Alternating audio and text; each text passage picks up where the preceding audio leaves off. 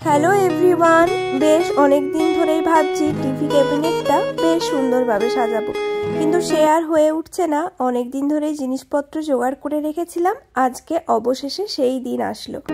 আপনারা কমেন্ট করে জানাবেন কেমন লাগলো আমার টেবিলের ডেকোরেশন বা নতুন কি অ্যাড করতে পারি। এগুলো দেখে নিশ্চয়ই বুঝতেই পারছেন এগুলো এখানকার কয়েন। এটা 2 ইউরো, এই হলো 1 euro, 20 cent, 5 cent, 50 cent, 10 cent, 1 সেন্টও আছে, 2 সেন্ট। এইখানে যতগুলো কয়েন আমি আপনাদেরকে দেখাচ্ছি তার মধ্যে 2000 টাকা আছে। 1 ইউরো মানে এখন ভারতীয় টাকায় 102 টাকা মতো, যার জন্য সবগুলো অ্যাড করলে 2000 টাকা হয়ে যাচ্ছে। আর কয়েনগুলো বেশ দেখতেও সুন্দর, তাই না? আর প্রায় 8 থেকে 10টা মতো কয়েন আছে। গল্পে গল্পে সকালে ঘুম থেকে উঠে এত সব কিছু করে নিয়ে এখন এসেছি ব্রেকফাস্ট নিয়ে।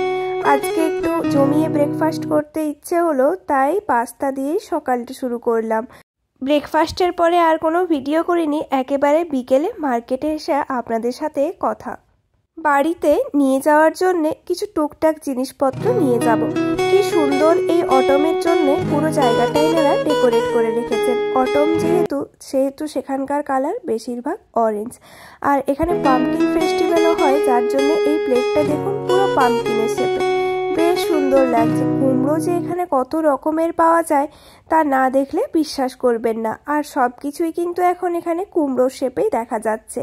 আসলে যখন যে সিজন আসে সেই সিজনে এনারা এই দোকানটাকে সেই সমস্ত জিনিসপত্র দিয়ে সাজিয়ে তোলেন। এখন যেহেতু অটম আর কুমড়ো সিজন, তাই এই সমস্ত জিনিসপত্র দেখা যাচ্ছে। ও মা, এটা কি সুন্দর! এটাতে আবার লাইটও জ্বলে।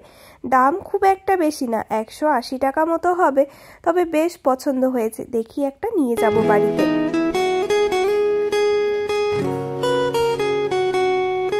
এইখানে এই জুটের জিনিস বা উডেন জিনিসপত্রগুলো বেশ ফেমাস, দেখতেও যেমন সুন্দর, বাড়িতে ডেকোরেশন করলে বেশ অ্যাস্থেটিক একটা লুক পাওয়া যায়।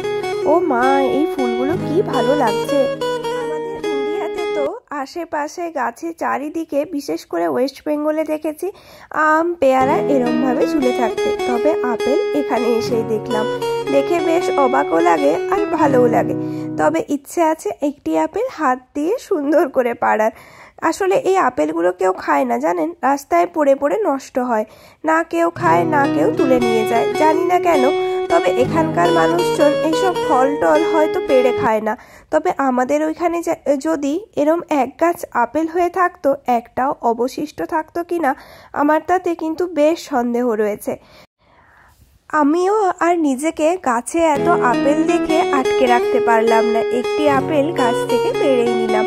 বাড়িতে গিয়ে যে কেটে দেখতে হবে, হয়তো খুব একটা মিষ্টি হবে না, কারণ এখনো আপেলগুলো পাকেনি, পাকলে মিষ্টি হবে। বাইরে বেরিয়েছি আর এরম সময়ে কিছু না খেয়ে কি বাড়ি ফেরা যায়?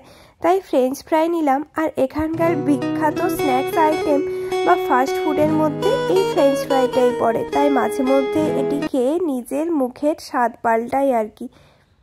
বিকেলের খাবার বাইরে থেকে খেয়ে আসলে হবে কি, বিকেল হলেই মনটা যেন চা চা করে ওঠে, তাই 1 কাপ চাও বানিয়ে নিলাম। চা খেয়ে চলে এসেছি রান্না বান্নার দিকে। আর আজকে ভাবলাম একটু স্পেশাল কিছু বানানো যাক। সব দিনই ডাল ঝাল ভাত আর কতই খাবো, তার জন্য আজকে আর ভাত বানাবো না, রুটিও বানাবো না। এই চিকেন আর ভেজিস দিয়ে আমাদের রাতের ডিনার কমপ্লিট হয়ে যাবে। তাই চিকেনগুলো সুন্দরভাবে মশলাপাতি দিয়ে ম্যারিনেট করে নিয়েছি, আর ওইদিকে সমস্ত সবজিগুলোকেও ম্যারিনেট করেছি। এরপর এটাকে বেশ খানিকক্ষণের জন্য মাইক্রো ওভেনে রোস্ট করার জন্য দেব।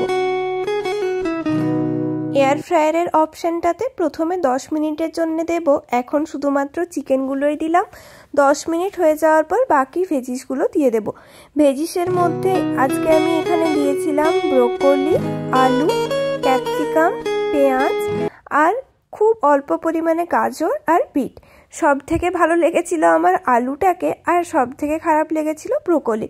তবে সবগুলো মিলিয়ে মিশিয়ে খাওয়াই ভালো। দেখুন এই যে এখন প্রায় মাঝপথে, আর একবার সবগুলোকে উল্টে দিতে হবে।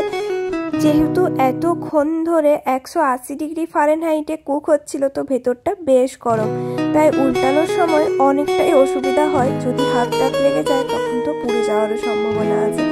এত সুন্দর ডিনার, সাথে একটা নেটফ্লিক্সে মুভি চালিয়েছি, আর এইদিকে ইচ্ছে হলো মোমবাতিটাও জ্বালি, একটা সুন্দর স্মেল আসবে। তবে পুরো ঘর জুড়ে এই চিকেন আর ভেজিসের গন্ধ এতটাই সুগন্ধিত করে রেখেছে যে এই মোমবাতির গন্ধ তার উপরে আর প্রভাব বিস্তার করতেই পারছে না। দেখুন, চলুন তাহলে, বেশ অনেকটাই সময় হয়েছে, ঘড়িতে সময় প্রায় 10টা মতো। প্রত্যেক দিন চেষ্টা করি অন্তত পক্ষে 10টার মধ্যে ডিনারটা কমপ্লিট করার।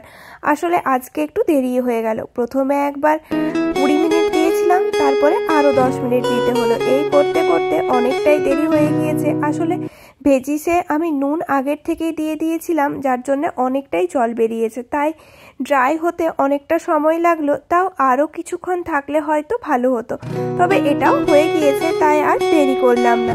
চলুন, এরপর দেখেছেন আমি কিন্তু বেছে বেছে আমার পছন্দের আলু আর চিকেন নিচ্ছি।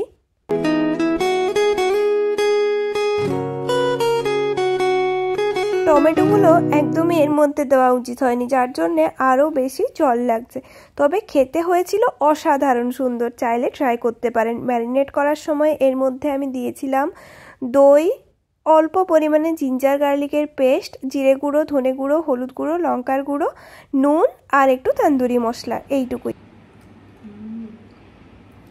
আমার আলু সব থেকে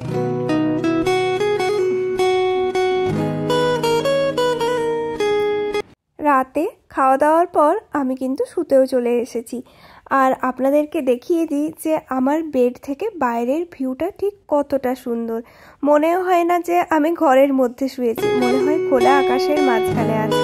দেখুন, পুরো সুন্দর আকাশ দেখা যাচ্ছে, আকাশে চাঁদ তারা সবই দেখতে পাই।